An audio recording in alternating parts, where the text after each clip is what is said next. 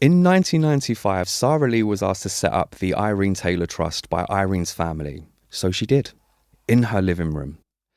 During the last 30 years, she's shown repeated resilience and very rarely not smiling, even when things get tough, because working in prisons isn't easy.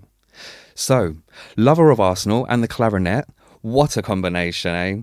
Welcome to the podcast, Sara! Hello, Dean. How are we doing today? I'm doing good, thanks. When and why did you get into music?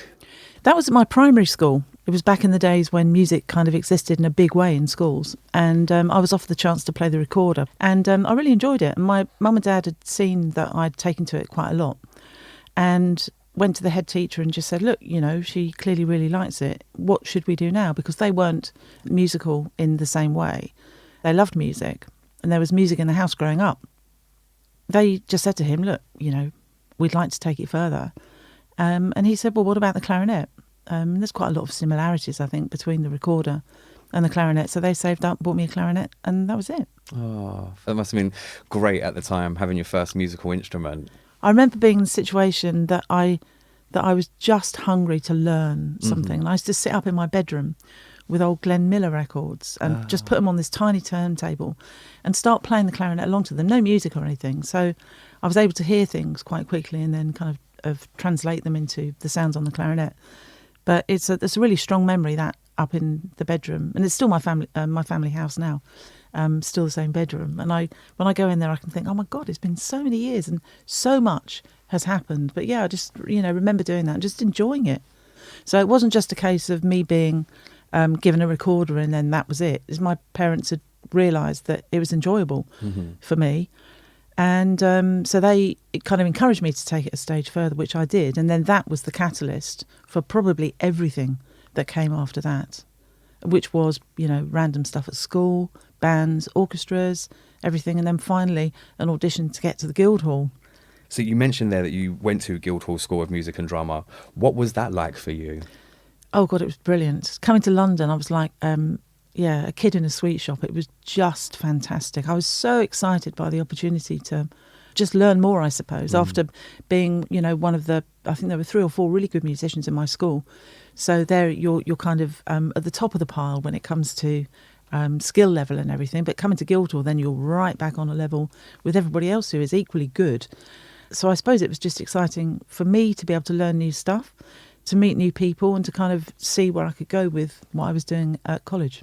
Mm-hmm. Have you got like a standout memory from your time at Guildhall? Is there something what springs to mind? Well, it would be actually getting to Scrubs, but I think the Student Union Bar was a great one as well. Student Union Bar. I think we all know how we love a student union bar, don't we? Love the Student Union Bar. One of my birthday presents at college, a friend of mine had... he went down to the bar and he bought me, because I was 21 when I was at college, bought me... 100 bags of cheese and onion crisps, put them in a black bin liner and brought them into the foyer of Guildhall. And I thought to myself, how am I going to eat 100 bags of cheese and onion crisps? No problem. Yeah. No problem at all. That's true love right there for someone to do that. I know. 100 bags of cheese and onion. He remains one of my best friends right to this day. That's so great. Yeah. So from that time, what would have been your go-to vinyl? Funk, disco, all those kinds of things were vibrant around then, and it's still that kind of music that I really love today. My go-to, the playlist, my Spotify playlist is just rammed with stuff from that particular time, and music being very nostalgic, it takes you back to where you were. You feel it in your body, and it's such an extraordinary thing, and now doing the work that we do now, you understand what music does for everyone. Absolutely. I think music itself, it brings people together in a way that nothing else does, brings people together in that way, and it's very, very special. It's so special. Fully agree. But coming to London and living in London for the first time, how was that for you? Well, I think my mum was pretty reticent when she saw the first flat that I was going to be living in. I was really excited. It was a dodgy basement. And I absolutely loved it. And my dad told me subsequently that my mum had come home and gone, oh my God, what have we done? We've left her there. But, you find your people, I think, and you thrive in places. If you look outwards, I perfectly understand that my mum would have looked at the state of that flat and just gone, what is this? But what it gave to me was, it just felt like the next opportunity. Like, it's a great time of life, isn't it? Like young, going out into the world for your first time. Yeah. So many mistakes to make. You just can't wait to make them. Yeah. Like, again and again and again. Again and again and again, and never learn. Like that's the way of life. But how would your teachers describe you at Guildhall? If we was to go to Guildhall right now and we was like, here's Sara Lee, tell us about her, what would they say? I think they would remember my enthusiasm, which wasn't always coupled with being good at stuff. I'd always have a go, which is kind of what I do most of the time anyway, say yes and work out how to make it happen after that. They might say that I always had something to say, that I was quite opinionated. Ooh. Yeah. And what kind of things did you used to say? Well, one thing does spring to mind, and it was actually right at the end of Guildhall. So, we just done 3 years of a degree, and everyone's in the same boat. What's next? It's one of those, it's like you come out of school, where am I going to go? You come out of college, what am I going to do? And I was never going to be an orchestral player. I was never good enough to be a soloist. I really loved chamber music and playing in small groups, which continued well after Guildhall as well. But it felt to me at the time, nobody had thought of the people that had skills where they could use music in a different way. And it just felt as though something had been missed. I know something was starting at the time, and it was still quite new because people didn't go into the community and do music in the way that they do now. So I think I probably said things that I'd probably say the same things, but in maybe a bit of a kinder way now, because I was really furious that they were going to leave a whole group of people, including myself, with nothing to do at the end of studying. It's kind of, you're not good enough to do that, you won't be doing that, so see you later. But I was just really fortunate that a new opportunity came up right at the end and gave me the opportunity to go and do what I do now in a place which at the time nobody knew anything about prisons.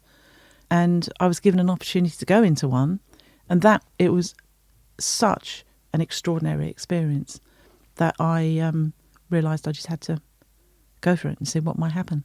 Wow. And like you say, prisons just wasn't in the news, like not how they are now. No. And we have a wider understanding of prison and rehabilitation. What was it like stepping into one with Scrubs for the first time? It was brilliant. Yeah? And one of the reasons it was brilliant is because it was so different. And I remember they hadn't given us enough kind of guidance about what we should and shouldn't take in. No. And of course, musical instruments, they've got screwdrivers in cases, they've got all kinds of stuff in cases that should never go into a jail. So we ended up spending a long time emptying our cases out before we could actually go into the jail. And then, because we were so late, no time for rehearsal, and the audience was turning up at the same time as we were walking into the chapel. And I just remember seeing about 70 guys walking up a place that I now know very, very well, walking up the pathway past the gym and past the RC chapel. And I thought, oh my God, this is quite extraordinary. We're going to be walking in at exactly the same time. And of course people start talking. What's in that case? What are you going to do? What's your name? Da da da da. And it was just this very full-on, very friendly, very inquisitive kind of questioning. And I thought, this is going to be really quite joyful. And we had various chats about various things, and they were shouting out from the audience. And as a classical musician, what you're used to is practicing very hard, turning up on a concert platform. People pay to come and see you. They clap politely, and then they leave. And you never find out what it is that they've really enjoyed about it. And it just struck me as a really lovely thing to do, really, to kind of involve the audience from the outset and just to talk to them, really. Because it builds up a relationship straight away. Absolutely. And how was the response from the men there? What kind of feedback did you get from them at the time? Oh, it was wonderful. You know, they didn't know where to clap. You know, we put some classical pieces in there as well as a whole range of other stuff that we'd sorted out because we hadn't been able to meet the group, so we didn't know how old they were, what they might like. And they were just clapping where they wanted to clap. And this felt really nice because they were responding in the moment, not having to kind of sit there and think, oh, it's only the first movement, I can't clap between the first and second movements. They just felt joy, so they went for it. But I think the big thing was that there was a guy there who had learnt to write music by reading an associated board theory book. And he gave this piece of music to us and asked if we could play it. And we managed to play it for him. And the response of the people on the stage who were playing it, I was one of them. And the audience was the thing that made me realise that is where that I really wanted to work and to be. Because his mates looked round and just said, "Oh my God, we never knew you could do that." And they were really, really kind of supporting this guy who I remember looking, and I couldn't see through the tears. But I remember seeing this kind of him sat up really tall. He was a tall guy anyway, but he was sat there and he looked really proud. And all his mates around him were just, high-fiving him and patting him on the back and stuff. And we were kind of blowing our noses and wiping our tears away. And it was just that moment that you realised that music just brings people together. He had no idea in the world that he was going to turn up and we were going to be able to play his piece. But we could, and we did. Afterwards, the education manager came up to the group as we were having a cup of tea and a biscuit in a nice blue plastic mug. And he said, "Oh my God," he said, "I've never seen anything go down as well as this." He said, "Does anybody want to come and teach music?" And I just said, yes. That was it. I didn't know what to do. It must have felt so rewarding in that moment. Yeah, it's something I look back on now and I can remember the feeling very, very clearly. But I can also remember that was the thing for me that made me realise that people needed music. Yeah. It didn't matter who you were, where you were, people needed it. It kind of feeds you, really. It just makes you feel good. And in that particular moment, it was about us playing that piece that guy had written and his mates responding and us responding in the way as musicians that we do. It was huge. What a moment. Yeah, especially in such a masculine environment and such a high pressured environment. Music bringing people together like that in an environment where these people probably would not associate with each other in the real world. They're thrown together in this environment, and music bringing them together and in such a positive way. That probably leads into my next question quite nicely, actually. Why is music important to you? I like to share music. I do like to listen to music. I also really like silence sometimes, because I get up in the morning and there's always a song in my head. And it will be from something I'm trying to learn or something I heard on the radio.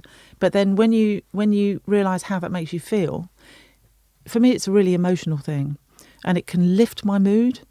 I have to be quite careful if I'm not feeling great, because I don't like the feeling. I'm not the kind of person that if I feel a bit sad, I'm going to listen to sad music. But I think it's always been a part of my life, but it's how I've shared it with other people, what it does to remind me of those other people. So can you tell me a little bit about the Irene Taylor Trust? I can. What if I'd said no at that point? I would have... It would have all gone badly wrong. We could have just made some stuff up, I suppose. We could, yeah. Just wing it. What would you like to know, Dean, in particular? What it is Irene Taylor Trust does? So we're an organisation that takes music into prisons. That was what it was primarily set up to do right at the beginning. But now what it does, it works with people when they've been released from prison as well. It works with young people who, for some reason, have found themselves in a situation where music could really help them to take the next step in their lives. And we also, not too often, but we do work with the refugee and migrant population. Wow. Yeah. And so you started the Irene Taylor Trust on behalf of the family. Tell us a little bit about Irene. What was Irene like? Well, I never met her. Okay. No, and I'm very sad about that, because when I was at the end of my time at the Scrubs, I was given an award by the prison service for the work that I'd done, and it was through the Butler Trust. And Irene was part of the Butler Trust, and she said, "I've heard this woman doing amazing things at Wormwood Scrubs. We should go and have a look at what she does, find out more." Anyway, the guys in my class and a couple of staff members nominated me for this award, and I got it. So it was really fantastic. And Irene was due to be my mentor for the year, but she was really very, very unwell and very sadly passed away. And it was at that point that her family came to me and said, "Look, we like to do something in her memory, and she loved the work that you did. We're thinking of starting up an organisation. Do you want to lead the organisation?" So, as usual, I said yes, and then went, how do you do that? I think they were keen that the work that was happening in the Scrubs should be given the opportunity to happen in other prisons around the country, because it was quite bleak, really, in some prisons. I remember sending out a questionnaire to all prisons to find out what was going on back around this time. I got people sending these questionnaires back going, no, no, none, no, no, nothing. And I'm thinking, you've got no music in your prison. And I'm thinking to me, my God, because Scrubs was absolutely overflowing, not just with music, but with arts and creativity and stuff. And I thought there would be other places doing that. Now, there were some places that were doing really lovely things, and they were the people that got in touch and just said, oh my God, this is so good, what can we do? So when we first started up the organisation, we made sure that we went to these few prisons that had music, because I thought, okay, we can give you a project if you could give us some testimonials, so we can start building a case for why this is really important. So that was how it started. In the first year, I think we did just 3 projects. But they all wrote some fantastic stuff. It was about 15 years in when we realised that we needed to think a bit bigger and broader. And this came from a conversation that somebody we'd been working with in prison said to us, oh my God, this is the best thing I've ever done. Can I come and work with you when I get out? And I thought, oh, there's nothing that we do that you could come and help with.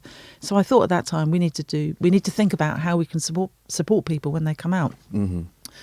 And as it happened, that particular project that we still run now, Sounding Out, began at the same time as Making Tracks, because a prison officer at Brixton had said to us, you know, I've seen what you do in Brixton with the men. I think if you can, you should come and do this with a group of young people. So we said, okay, yeah, we'll try that. You know, it's all about music. It kind of doesn't matter who you're working with. But it was at that point in 2011, 2012, where we started to kind of branch out. And as well as doing the work in custody, we were doing work outside as well. So it all kind of linked together. What were some of the biggest challenges you faced at that time, like getting these programs into prisons? At that time, it wasn't so difficult to get things into prison, I have to say. So we used to be doing about maybe a project every other week. That's you really know, special. all over the country. And we did this for years.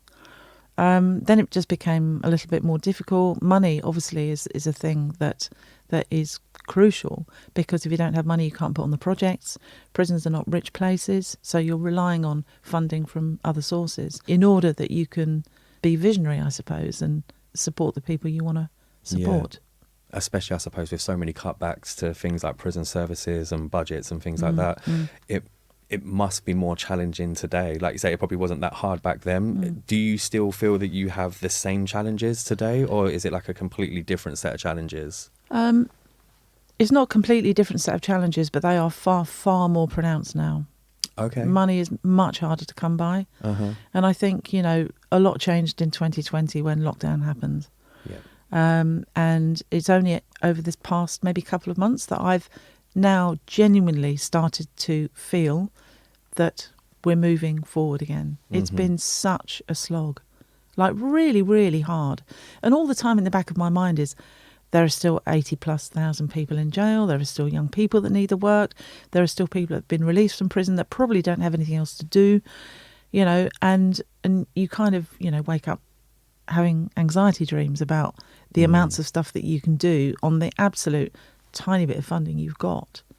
But I think, yeah, it's a challenge. Yeah, the challenge is to overcome something like that, and in a climate where there was so much uncertainty. Yeah. That's resilience, though, Dean. That is resilience. And that's tenacity, and that's bloody mindedness as well, because there was absolutely no way that it wasn't going to work. And happily, because of the people I work with, all pulling in the same direction, which is something that's very important to this organisation. It's not one person. It's a very big team of people that goes right out to the people we've only just met to work with, but we're all pulling in the same direction. Tell me about the Irene Taylor Trust's music projects. There are a number of projects we do. Many of them happen in prison, but a lot of them also happen outside. So we have 5-day long projects which we do with people in prison. And we also have musicians in residence, and they probably work 1 or 2 days a week throughout the year. So the week-long project is basically just a chance for a group of 10 or 12 people to get together, to write new music, to record, and to kind of just remember the experience. Sometimes we get to perform it as well, which is really great, but a bit less so now, I think, because it's not as easy to do that in any prison because of space and time and the commitment it takes to put something on. So there's those 2 things that happen in prison. Then outside we have Making Tracks with young people. And Sounding Out, we were starting it in a vacuum. And I thought, what are people going to want to do? And we had a bit of a chat in the office about it, and we came up with these things, fully expecting or fully knowing that some of these things would be really great, and hoping that some of the other things that we'd attach to it would also be interesting. Not all of them. And it was really funny. We say, coming up with ideas for them to come in and just kind of see what we do on a day-to-day basis. That wasn't really very interesting for them. So, right, let's get rid of that. Let's try something else. And slowly you can get good feedback from them about what it is that they want. Because, of course, I've never been in jail. I don't know, what people are going to enjoy doing. So why not ask the people you work with and then kind of try to build something as you go on. And I think there are little kind of subsequent projects as well. We do a lullaby project working with people who we then write songs for their children. This, for me, is a really beautiful project because it gets to the core of keeping things together. As we know, when people go to prison, things get broken. They have broken, they become broken. And I think the family unit is, for me when I was growing up, family unit was really good. You could go a bit off the rails, but the family would still be there. Going to prison makes things very, very difficult, and sometimes things break beyond recognition. And in order for people to come out and to resettle and to kind of get on with their lives and be a part of the community again, a strong family bond is really, really necessary. So mums and their kids or their grandkids, dads and their kids or their grandkids, it needs to be something really strong. And I think also in prison, if you give somebody the opportunity to do this, you are giving them a chance to give a gift of a song, and with the help of the Royal Philharmonic Orchestra, because that's our partnership within this project. We work with them, which is an equally exciting thing, I think, for people. But you give people the chance to tell a story about the most precious thing in their life, which is their young people. And you kind of dig deep and find out what it is that make their worlds, tick. Yeah. And just write a very personal, bespoke song, give it back as a gift. And we've had some wonderful feedback from that. Just, I think it, as I say, I don't know what it's like to be in jail, but if you can't see your family when you want or your friends when you want, these are difficult things. So if you can give them something like that, and you can actually find out what the parent wants to say to you through song, played by wonderful musicians, it's a winner. Yeah. When people go to prison, sometimes the family breaks down, and it's hard to kind of keep connected to your family when you're in a place like their lives are carrying on and you're here in this place. So the Lullaby Project, the way I look at it, keeps these people connected to their families, so that when eventually they do come out, there's not that much of a distance anymore, because they've been connected and they've been doing things for their families. That's really important. I think that also happens with the other projects that we do as well, because we always record the music, and sometimes people don't choose to write about their lives, they choose to write about the people they love. So we've had songs written for mums, for partners, kids obviously, with the Lullaby Project, and these are all recorded and sent out. And it's such a beautiful thing to be able to be part of, that somebody's kid is going to hear a song, a million times and keep playing it a million times because their dad is saying that they love them. Yeah. And again, in this world, I think we need more of that. We need more of that connection and that love. Yeah. Is there a particular moment that stands out to you?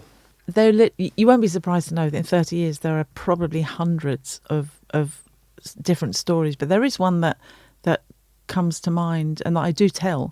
So we were doing a project in a prison, and when people come onto the project, sometimes they dive straight in, sometimes they just want to look at the lay of the land. And there was this guy on this particular project who sat right on the edge against the wall. That's not uncommon, because sometimes people must just go, God, this chaos, and people have different needs, and, sometimes people don't want to walk straight into chaos. Anyway, so we sat at the edge, and I remember having conversations with him, which were quite brief. What I was doing was just checking to see if he was okay. The key thing for me was he came back the next day, because quite a lot of people sit on the outskirts and never come back. So that is their statement: I don't really want to be here. It's too much, or it's not my thing. Both of those things are fine. He came back, sat on the edge again for another whole day. And so we had a few more sentences exchanged, but still it wasn't a conversation, and I couldn't get him to join the groups. But we still left him on the kind of edge, because he was clearly listening, watching. On the Wednesday morning, he joined the group, and I thought, oh my goodness, here we go. What's this going to be? Eye contact wasn't great, which I completely understand. But he sat in the circle and we were starting a new song. And it happened to be one that he'd been working on with maybe a cellmate, I don't know, or just his mate who played the guitar. And he sat in the circle and his head was right down. And he wasn't kind of sitting up, he was looking at the floor. And he started to sing and I thought, oh my God, this is incredible. And slowly over that day and the following day, this guy started to sit up and you could see him and he was talking to people and he was conversing. And the song that he wrote with his mate, it's my kind of song anyway. It's just kind of a bit Leonard Cohen-esque, which I love. But it was just an indication that sometimes it takes people time. And he had chosen his time to come in to into the group, and he'd chosen the time to start singing this song. But as soon as he started singing, the whole group went wild. And that was another thing. It kind of boosts your confidence, I suppose. Yeah. Anyway, by the time we got to the end of the week in the performance, you could not get him off the stage. He wanted to do a song again and again and again. Anyway, we recorded it, sent the recordings in, and you don't often find out, what people think of it because they move on, all communication in prisons is tricky at the best of times. But then many years later, we were in some other jail. I heard someone shout my name, Sara, like really, really loudly from a landing. And it wasn't a jail we'd been into before. So I thought, who on earth is shouting me? Anyway, it was this guy who came running down the stairs and just said to me, oh my God, that song, you would never believe it. I gave it to my son. He loves it. He played it so much. And I just looked at him and I thought, goodness me, you remember this many, many years down the line. And yet I remembered him as this person that was kind of, sat against the wall, not wanting to move into the group. And just in his own time, he did this. And that just remains a really strong, very positive memory. I guess that's the thing about humans. Sometimes we just need a bit of patience and a bit of understanding and just given that time to really, what's the saying, dip your feet in the water. Yeah. And have a little feel, and just make sure that you are okay with that. And I think that Irene Taylor Trust does that really, really beautifully with every single person they work with, giving them the space to do what they want. Yeah. And not there being a lot of pressure there to do it. It's about having fun, isn't it? Yeah. So on that note, I do believe we have the track. This is one of my favourite songs, I think, that's ever been written on a prison project, and it's called Remorse.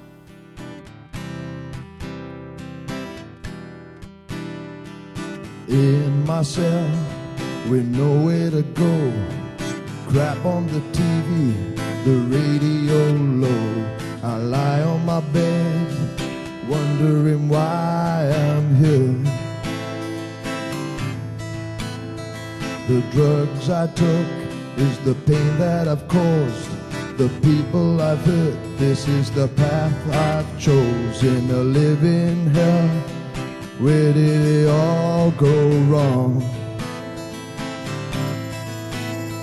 I'm on my road to freedom, but this tunnel shows no light. And I wonder will I make it through this long, dark, lonely night. My heart is numb and empty, my body cold and warm. I can't describe the pain I feel just being here alone.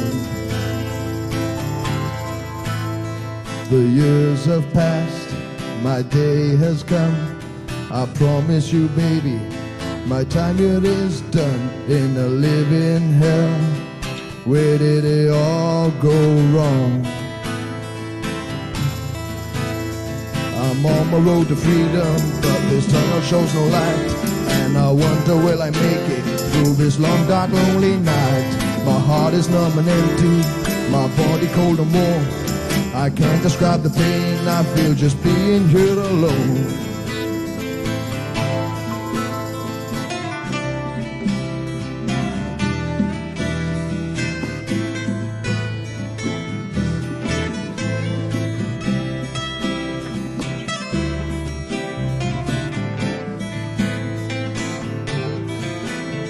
I'm on my road to freedom, but this tunnel shows no light.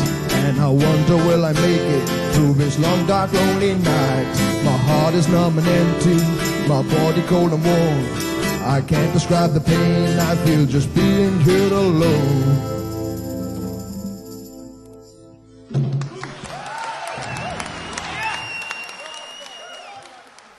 advice would you give yourself back in 1995 when you were about to set up the Irene Taylor Trust from your living room?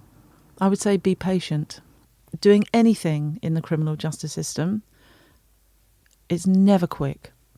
And I think that a person like me who thinks fast and kind of, I suppose, wants results, because I can see in my head what I think is going to happen. Mm-hmm. I can see how brilliant I think it's going to work out. But you have to take other people along on the journey, and that's a whole load of other people as well. And I think sometimes I've been going, oh, come on. And I just say, Sara, these things take time. So just be patient and they will happen. Yeah. But knowing that what we're all after is the same thing, and that is giving somebody an experience that makes their life better, more enjoyable, gives them something that they can focus on in a really dark time for them, and just gives them new opportunities. Yeah. I think that's definitely one thing I've seen. There's a real pride in what Irene Taylor Trust does, and there's a real pride of people being involved with it. And I think that's really, really special and really inspirational, what you've built. That's really kind, because that's always what I would hope would happen. I didn't expect to be here probably 30 years down the line.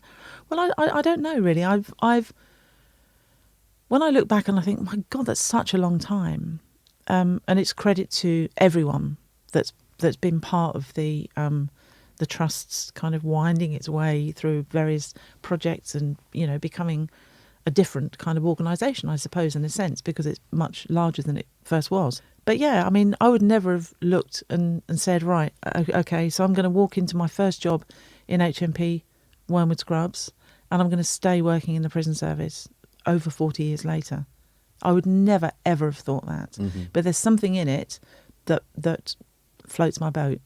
And that is to do with people, and it's to do with music. And it's to do with, I think, taking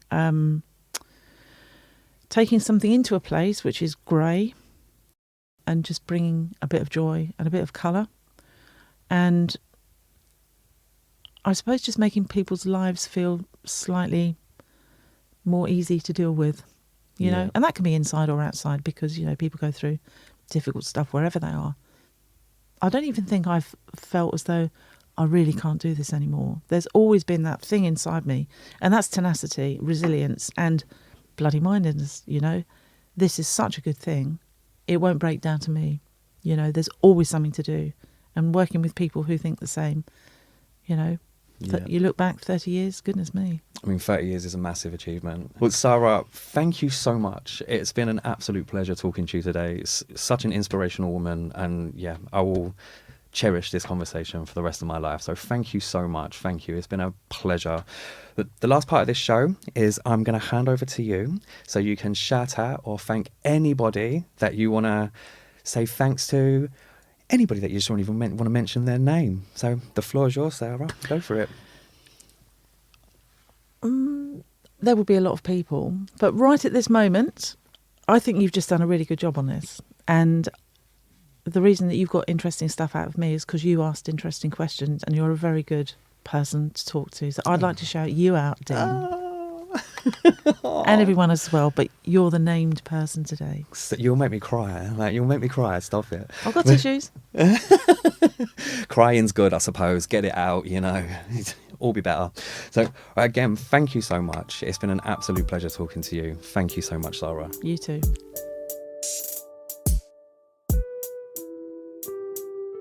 To find out more about the Irene Taylor Trust, go to irenetaylortrust.com. Thanks so much for listening.